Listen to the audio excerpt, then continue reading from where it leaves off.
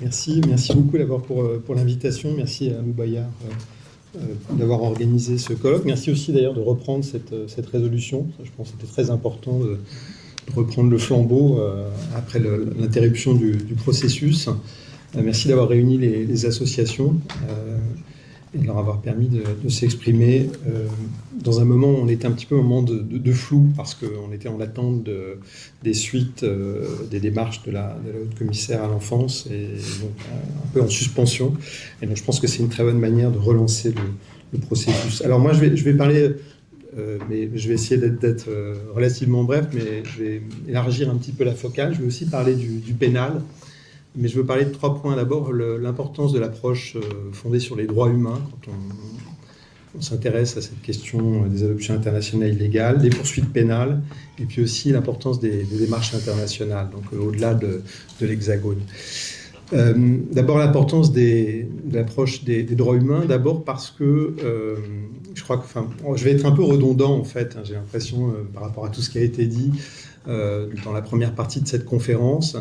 Quelqu'un a dit, je crois que c'était dans la vidéo, en fait, nous les victimes, nous sommes les premiers experts de ce que nous avons vécu. Et voilà, je crois que c'est très très bien dit, tout est dit.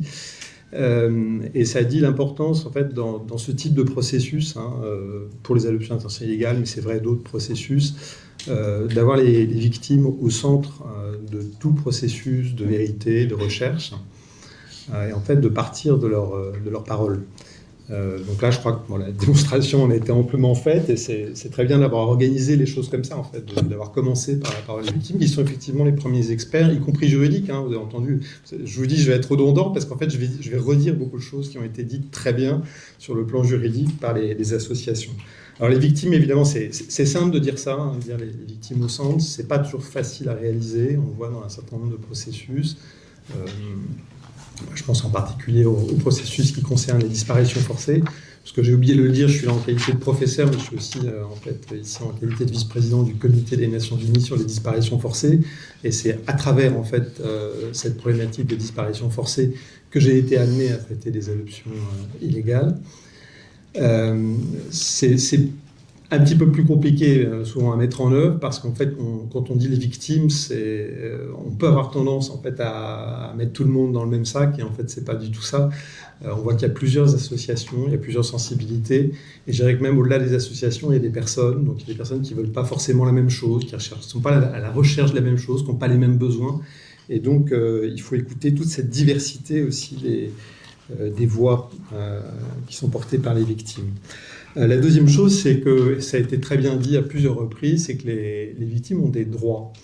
Et ce n'est pas des droits moraux, c'est des droits juridiques. Et c'est très important de le répéter. Donc, c'est des droits qui sont reconnus dans la Constitution française, dans la législation nationale, dans les conventions internationales qui ont été ratifiées, notamment par la France, qui s'est engagée donc à respecter ces droits avec des obligations juridiques qui en découlent, et des recours juridiques pour les plus connus, par exemple ceux devant la Convention, devant la Cour européenne des droits de l'homme.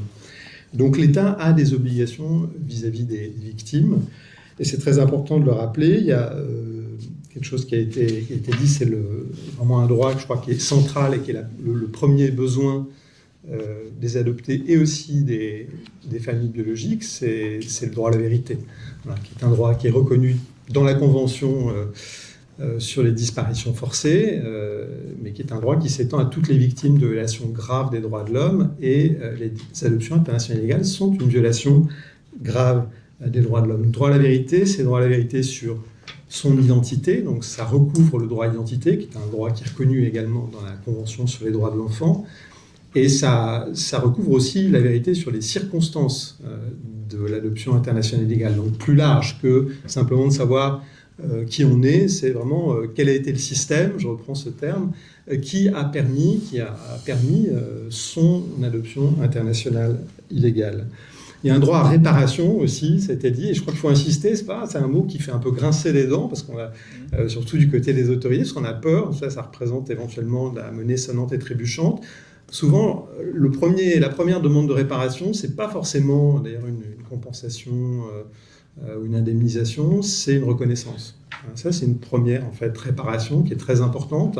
Elle était au centre, je crois, des discussions qu'on avait eues avec la haute-commissaire à l'enfance. Et la première idée, c'est qu'il fallait que l'État reconnaisse sa responsabilité dans le phénomène des adoptions internationales illégales, puisqu'il y a effectivement des fonctionnaires de l'État qui ont participé à la mise en place de ce système, et tout à fait sciemment, et malgré les nombreuses alertes qui ont pu être communiquées, notamment par les ambassades. Donc la reconnaissance, les excuses officielles, et puis au-delà, je crois que ce qui est vraiment important, il y a effectivement l'indemnisation pour tous les préjudices qui ont été causés, mais c'est aussi l'assistance psychologique et médicale, puisque ça a été dit là aussi, il y a des séquelles à être passé à travers une expérience comme ça, à retrouver son identité dans des circonstances parfois qui sont extrêmement dures. Et donc ça nécessite un accompagnement sur le plan médical et psychologique. Et ça fait partie du droit à réparation. C'est pas, encore une fois, c'est pas. J'insiste sur le fait que c'est pas humanitaire en fait tout ça. C'est pas une faveur que l'État devrait faire dans sa grande mensuétude. En fait, c'est des obligations internationales. Sur le plan pénal, c'est très important, les poursuites pénales, vous l'avez dit, c'est à la fois la lutte contre l'impunité des auteurs, et pas de raison en fait que les auteurs de crimes restent impunis, et puis c'est aussi très souvent une part de la recherche de la vérité, c'est à travers en fait des poursuites pénales et des enquêtes pénales qu'on découvre la vérité sur ce qui est arrivé. De la part de collègues d'ailleurs, ça me disent mais pourquoi tu t'intéresses aux adoptions illégales, toi qui es versé dans les crimes graves en droit international, la disparition forcée, etc. C'est des affaires de traite, de criminalité ordinaire ou de criminalité organisée à la limite. Et là, ce que je voudrais souligner et vraiment dire, moi je viens pas en fait de la question de la criminalité organisée, etc. Moi, effectivement, mon domaine, c'est plutôt les crimes graves de droit international, les crimes contre l'humanité, les disparitions forcées. Mes expériences d'adoption illégale, d'abord celle qui est la plus connue pour nous, qui est emblématique, c'est l'Argentine, c'est la dictature argentine. C'est-à-dire que c'est les mères, les femmes qui étaient enceintes, qui ont été détenues par les bourreaux de la dictature militaire dans les centres de détention secrets, qui ont donné naissance à leurs enfants, qui ont été assassinés après coup, dont on a pris les enfants et qu'on a donné à des proches de la dictature. Et ça, c'est pas une pratique isolée, c'est pas uniquement l'Amérique latine, c'est là où elle a été le mieux mise en lumière grâce aux grand-mères de la place de Mai, qui ont recherché les 400 enfants enlevés par la dictature, qui en ont trouvé à peu près 130 grâce à des tests ADN. Mais en fait, c'est une pratique qui, dans un contexte de répression politique, a eu cours. C'est-à-dire qu'il y a effectivement un marché des enfants qui est corrélatif à la répression de différentes manières. Il y a un certain nombre d'autres affaires devant la Cour interaméricaine des droits de l'homme et aussi dans d'autres situations. Moi, je croise beaucoup de situations au Sri Lanka, au Guatemala, au Salvador, où c'est la destruction des villages mayas au Guatemala et les instructions qui sont données aux militaires de tuer les parents mais de prendre les enfants. Puis les enfants, qu'est-ce qu'on en fait? On les donne à l'adoption ou alors on les vend, et y compris à l'international. Voilà, et ça c'est noir sur blanc dans les instructions qui sont données aux militaires qui détruisent les villages. Donc il y a un continuum de la violence avec des structures qui sont établies pendant la période de violence politique et qui souvent se perpétuent après. L'exemple historique qu'on connaît très bien maintenant, c'est l'Espagne.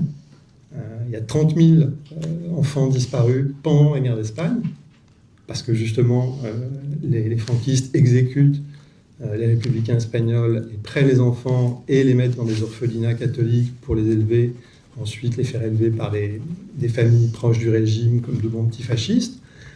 Il y en a, alors les chiffres, c'est toujours difficile, mais enfin, probablement des centaines de milliers d'autres après la période de la guerre civile. Et en fait, c'est les mêmes réseaux qui sont utilisés. C'est toujours les orphelinats, l'église catholique, c'est toujours les médecins. Sauf que comme les enfants, on ne peut plus les prendre à des gens qu'on a exécutés, on va les voler dans les maternités. On va mettre sous pression des femmes pauvres, célibataires, jeunes. Ça vous dit quelque chose? c'est toujours les mêmes schémas, en fait. Donc moi, ce que je voudrais dire, c'est qu'il y a une recherche aussi à faire sur la qualification, en essayant de voir historiquement ce qui est juste à chaque fois, et en s'apercevant qu'en fait, dans un certain nombre de circonstances, les adoptions illégales, elles sont aussi corrélatives de situations de crimes contre l'humanité, de crimes de guerre, voire éventuellement de génocide. Au-delà, il y a la qualification de disparition forcée. J'aimerais revenir là-dessus à deux égards. D'abord parce que il y a beaucoup d'adoptions illégales qui sont faites dans le contexte d'une pratique de disparition forcée au sens où on entend classiquement en Argentine et dans beaucoup d'autres pays, aujourd'hui en Ukraine, au Soudan, au Pakistan, dans plein d'autres pays où des disparitions forcées ont lieu encore actuellement. Mais quand on prend la qualification de disparition forcée, en fait, elle est applicable assez largement. Et bon, j'ai écrit un papier récemment pour une conférence qui a lieu en Corée, où on m'a demandé justement de développer un peu sur les crimes graves et les adoptions internationales illégales. Et à mon sens, il y a quelque chose à creuser pour les avocats, mais à mon sens, les éléments constitutifs de la disparition forcée s'appliquent à un grand nombre de cas d'adoption internationale illégale, y compris le vol à la maternité, par exemple.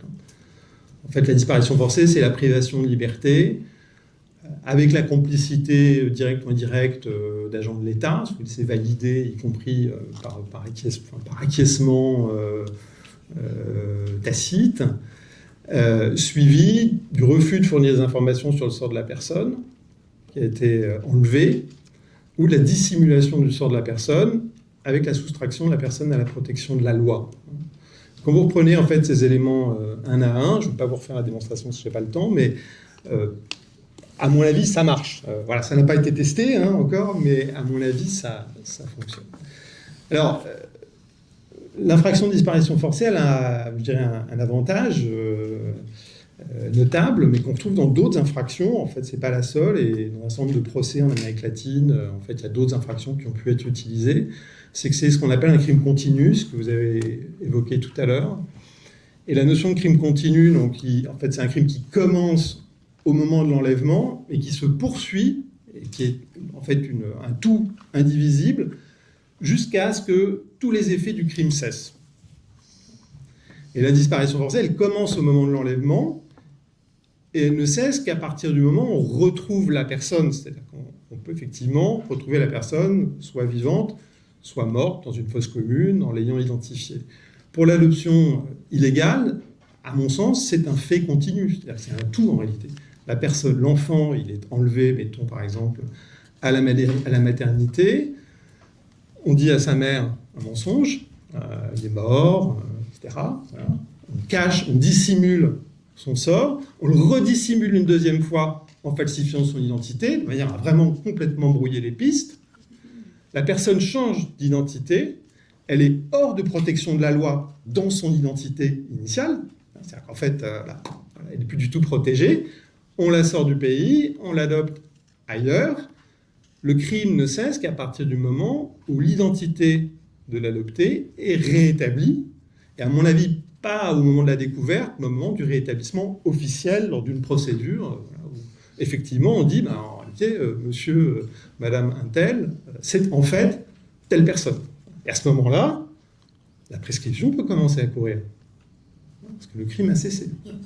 Pareil pour la question de la rétroactivité, on dit on ne peut pas appliquer le crime qui a été adopté ultérieurement. Pas mal de jurisprudence en Amérique latine qui dit le crime qui est applicable, c'est le crime qui est applicable au jour du rétablissement de l'identité de la personne qui a été enlevée, y compris dans des affaires d'enlèvement d'enfants. Donc ça, je pense que c'est vraiment une piste à creuser. Le troisième point, si j'ai une minute. Une minute. Allez. Une minute. C'est là un peu de dire, au-delà des procédures nationales, il faut continuer, pour le dire rapidement, à envoyer des informations aux organes internationaux. Alors évidemment, il y a des procédures classiques, je dirais, de plainte individuelle, y compris devant la Cour européenne de l'homme. Quand on fait du contentieux sur le plan national, il faut toujours avoir en vue éventuellement le recours international devant la Cour européenne des droits de l'homme. Donc il faut invoquer devant le juge national les droits qui sont garantis par dans la Convention européenne des droits de l'homme pour éventuellement ensuite déposer un recours. Ça, c'est très important parce que ça fera jurisprudence. Mais c'est de longue haleine, hein, parce que bon, voilà, une fois que la Cour est saisie, il faut encore 5 ans pour ratifier. Il y a des mécanismes qui sont quand même plus immédiats, y compris le mécanisme que je représente, où il est possible d'envoyer des informations. Et je voulais citer 2 exemples à cet égard. Récemment, donc, il y a un collectif d'adoptés de Corée qui ont déposé un rapport très substantiel, très intéressant devant notre comité en préparation de l'examen du rapport de la Corée qui aura lieu en 2027, ce qui va nous permettre, nous, experts indépendants, de poser à la Corée des questions très précises et très gênantes sur la question. Et puis récemment également, toujours en Corée, une adoptée française d'origine coréenne a envoyé ce qu'on appelle une allégation, un rapport très substantiel, à un groupe de travail toujours sur les disparitions forcées, obligeant l'État coréen à répondre, à répliquer, parce que tout ça est une procédure publique, et à se justifier. Ce qui participe, disons, de la pression qui est mise sur l'État. Alors ça, il faut le multiplier. Et par expérience, je peux vous dire qu'il y a un effet de saturation qui est très important. C'est-à-dire qu'en fait, un État, il faut, sur le plan international, je vais être encore un peu rapide, il faut un peu le harceler, quoi, hein, pour obtenir à un moment une réaction sur le plan national. Parce qu'en fait, tout ça, on ne le fait pas pour épater la galerie sur le plan international, on le fait pour faire réagir l'État sur le plan national. Et puis enfin, ce que j'espère de la part de la France, mais je ne sais pas si c'est un vœu pieux, ça serait au-delà de démarches qui pourraient être lancées sur le plan national, évidemment, une initiative multilatérale, parce qu'on a besoin aujourd'hui d'une coordination renforcée entre les États. On parle d'un sujet qui, par essence, est multilatéral. Par essence, implique une multiplicité d'États. On aurait besoin, je vous donne un exemple, de procédures, par exemple, ou de protocoles unifiés pour la recherche des origines.